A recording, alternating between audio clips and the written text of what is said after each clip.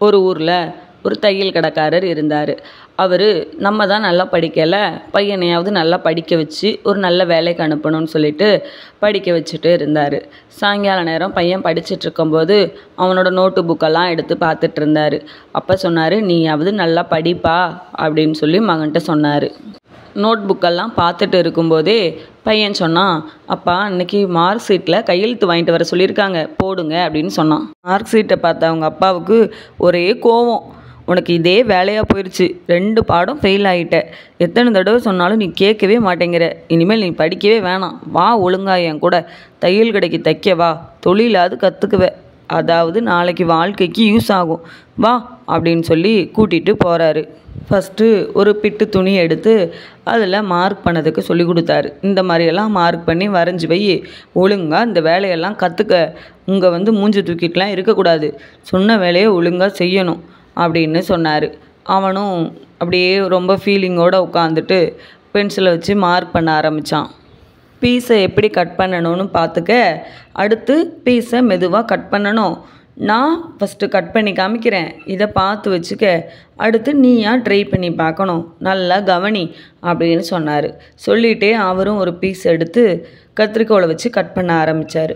அவனும் அதை கவனிச்சுக்கிட்டே இருந்தான். கத்திரிக்கோலை கொண்டு போய் டேபிளுக்கு அடியில் வச்சுருப்பா அப்படின்னு சொல்கிறாரு. அவனும் சரின்னு சொல்லிட்டு கத்திரிக்கோலை எடுத்துகிட்டு போய் டேபிளுக்கு அடியில் கொண்டு போய் வைக்கான். யோசிக்கான், எதுக்கு நம்ம அப்பா கத்திரிக்கோலை கொண்டு போய் டேபிளுக்கு அடியில் வைக்க சொல்கிறாரு, அது மேலே இருந்தால் என்ன? யோசிச்சுட்டே இருக்கும்போது அப்பா கூப்பிட்றாரு. மிஷினில் அவர் ஒரு மிஷின்லேயும் அவன் ஒரு மிஷின்லேயும் உட்காடுறாங்க. உடனே அவர் சொல்லி கொடுக்காரு, ரொம்ப கவனிக்கணும்ப்பா, கவனித்து தான் தைக்கணும், காலை கவனமாக வச்சுக்கணும், கையை ஊசியில் விட்டுறக்கூடாது, ரொம்ப கவனமாக தைக்கணும் அப்படின்னு சொல்லி கொடுக்காரு. உடனே அவனும் அப்பா தைக்கிறத கவனிக்கிறான். கவனிச்சுட்டு அவனும் தைக்க ஆரம்பிக்கிறான். தைச்சிட்டு இருக்கும்போதே அவங்க அப்பா வாப்பா சாப்பிட போகலாம், வீட்டுக்கு போவோம் அப்படின்னு சொல்லிட்டு மிஷினில் உள்ள ஊசியை மட்டும் கலட்டுறாரு. கலட்டி அவனோட பாக்கெட்டில் வைக்கிறாரு. இதை பத்திரமா வச்சிருப்பா, நான் வாங்கிக்கிறேன் அப்படின்னு சொல்கிறாரு. 2 பேரும் வீட்டுக்கு போயிட்டு சாப்பிட்டு வந்துடுறாங்க. மறுபடியும் தைக்க ஆரம்பிக்கிறாரு. பையன் ஹெல்ப் பண்ணுறான்.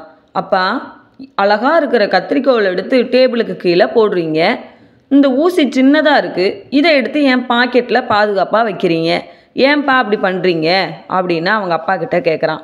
அவங்க அப்பா சொல்கிறாரு, கத்திரிக்கோள் உருவத்தில் அழகாக இருக்கலாம்ப்பா, ஆனால் அது செய்கிற வேலை பிரித்து எடுக்கிறது, கட் பண்ணி பிரித்து தானே எடுக்குது, ஊசி சின்னதாக இருந்தாலும் அது அதோட வேலையே சேர்த்து வைக்கிறதுப்பா, அது உருவத்தில் மட்டும்தான் சின்னது, ஆனால் அதோட செயல் ரொம்ப பெருசு, கத்திரிக்கோள் உருவத்தில் ரொம்ப அழகானது, ஆனால் அதோட செயல் பிரிக்கிறது. இது மாதிரி தான்ப்பா நம்ம மற்றவங்கக்கிட்டையும் அவங்க உருவத்தை பார்த்து எதையும் முடிவு பண்ணக்கூடாது, அவங்க செய்கிற செயலை பொறுத்து தான் அவங்களோட மதிப்பு நிர்ணயிக்கப்படும் அப்படின்னு சொல்கிறாரு. நம்மளும் நல்லதையே செய்வோம், நல்லவர்களாகவே வாழ்வோம்.